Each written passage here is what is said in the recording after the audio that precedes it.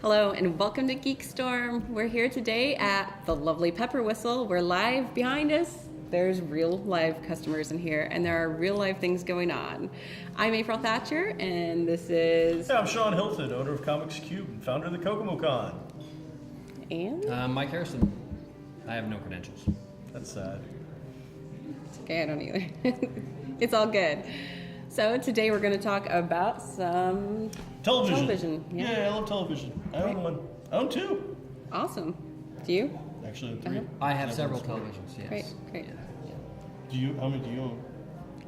Two? That's not a bad number. It's a good number. Two's good. I can work with two. So. Anyway, so what did we watch on said televisions? Well, I think Mike let it off with the big one this week was the Under the Dome. I did. I think I watched Under the Dome. It's on CBS, 10 o'clock.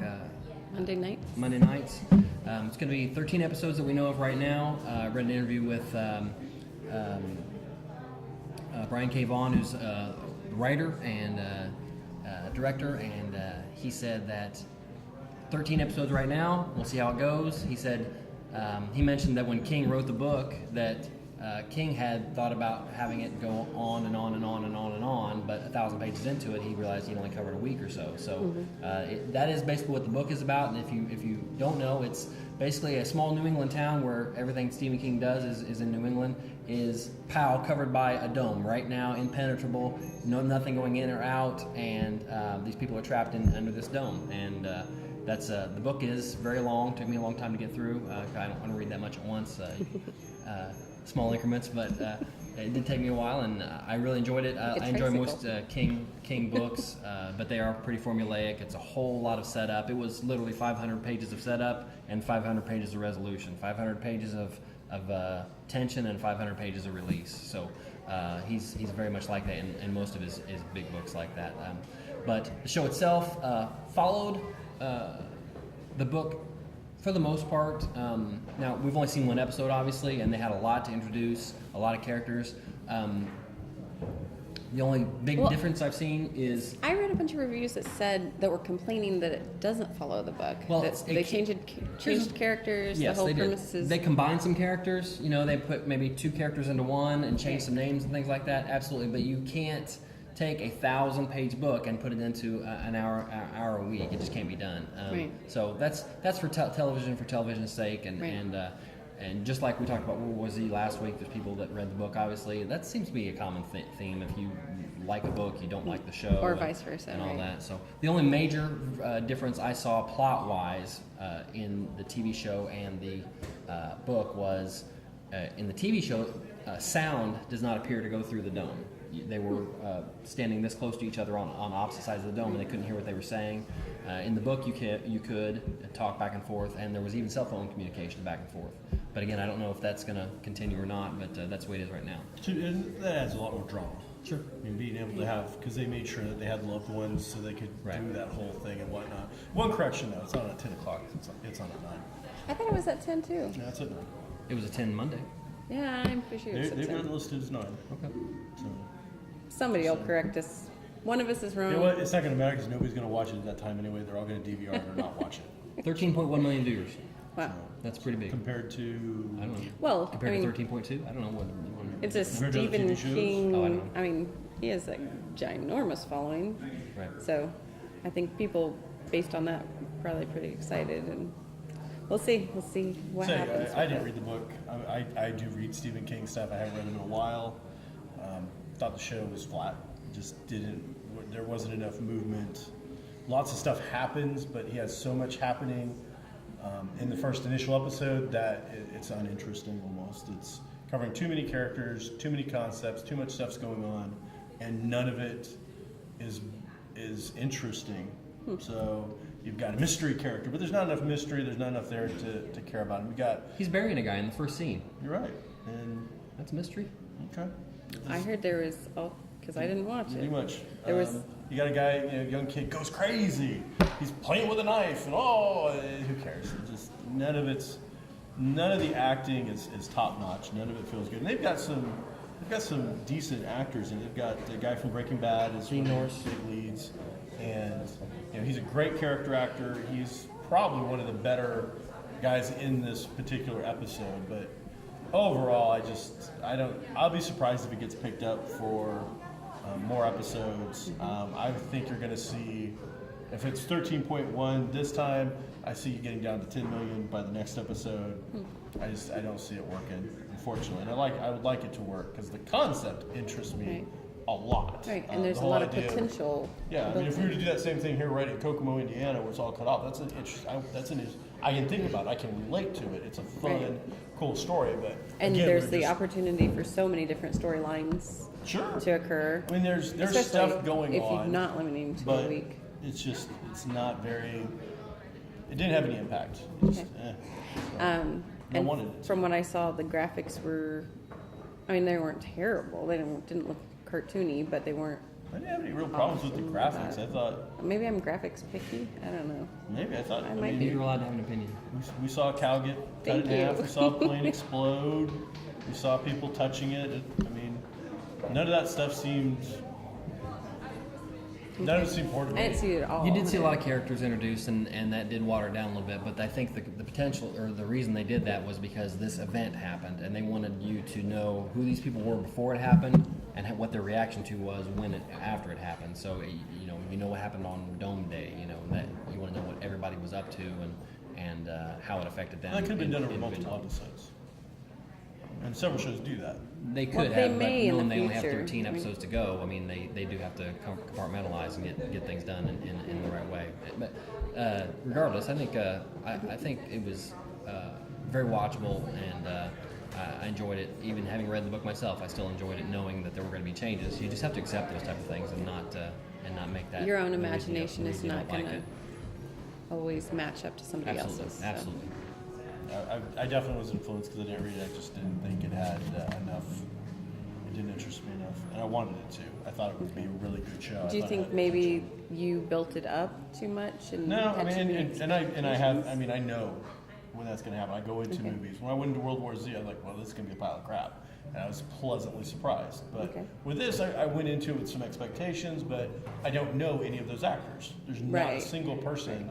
When I saw that the one character from Breaking Bad was in it, I'm like, okay, I know he's a character actor. But he's really, I think, the only person Jeff Fahey's a sheriff. I recognize. Yeah, he's not going to, the IMDb kind of gives some stuff away. And I'm like, oh, well, all right. So, and he doesn't look anything like. His makeup is done in a manner that I did not recognize him initially. I'm like, I know that guy from somewhere, but he's covered in beard and mustache and whatnot. But it's got potential. I'll watch more of it, but I'm not impressed so far. Okay, so it's worth giving another chance. Then. I will give it another chance. I don't know. During the summer, you have a lot of things going on. Go watch a movie. Go to a baseball game. Go have some fun. Your DVR can catch all Baseball 13. You season's know what? Your DVR can tape ending. all 13 episodes of this bad boy, and then on one rainy afternoon before real TV starts back up, you watch the whole thing and have a little marathon. So, there you go. Okay, what was the other show we watched? Oh, that. Whodunnit. That's Whodunnit, right. yeah. It's called Whodunnit. What? And I don't know if she knows who done it. I don't. this is on ABC, and it is very much, like April mentioned earlier, a live-action version of the game Clue. They didn't see that. I'm alluding to the We were fact that you mentioned filming it. You this. obviously didn't watch the show and didn't even know we were going to talk about it, so I'm trying to give you something. Throwing you a People bone. rewind and go, I she mentioned googled that? it. don't I remember googled that. it. Okay, come on. She googled Way to it. be Stop prepared. tapping. Okay, so Clue. It's basically Clue the show. Live action Clue. Yeah. Okay. The difference being in this one, people come to a house. They're told they're on a game show. They're told they're on a mystery game show. $250,000, I think, is the prize. Right. The difference here is when somebody dies, it's somebody in the cast of contestants, and they kind of make it into a fictional TV show as well as a reality show, in that they, behind the scenes, take April aside and say, okay, you're going to die in this episode. I'm sorry, you're not going to win, but we need you to help us film your death scene, film your autopsy, film all that stuff. So that cast member knows that's going to happen, and you get to see it as the other remaining contestants see it. They see the death. They go to the autopsy and see that, and so it's a little different in that aspect. But It's still, isn't it basically? I mean, people have these parties where yes, basically the same thing happens. Murder mystery parties. dinner Yeah. parties, Yeah. and that's basically it. The twist here is that at the end of every episode, or towards the end of every episode, each contestant goes in a room with cameras and tells what they think it was such and such with the pipe in the Colonel Mustard with the candlestick. exactly, And then they're judged on how close they were to the actual answer of what happened. They all gather for dinner. They're told what actually happened, who did the best, who did the worst, who's on the chopping block. And as we found out in the end of this first episode, if you're on the chopping block, things aren't going well for you, because the loser of this particular episode got set on fire, and he was the next murder victim that I'm sure we'll deal with next week. So that's how the show is going to roll through from week to week. It was craptastic. you don't like anything today. This was just a thorough. This is again, it wasn't into a show going, I want to like this. This is going to be fun. Well, the thing is I like mysteries, and I like to solve. Me and Mike both, I think, like to try and figure things out. It's one of the things we enjoy. You can't do it with this show. No. There's what are called fair play mysteries, where you're given the evidence, and if you are smart enough or have the right insight, you can figure them out. Right. But in this, they make sure to keep commercial television going. You're not giving all the information. You're not giving the facts. The way the game breaks down is April's murdered.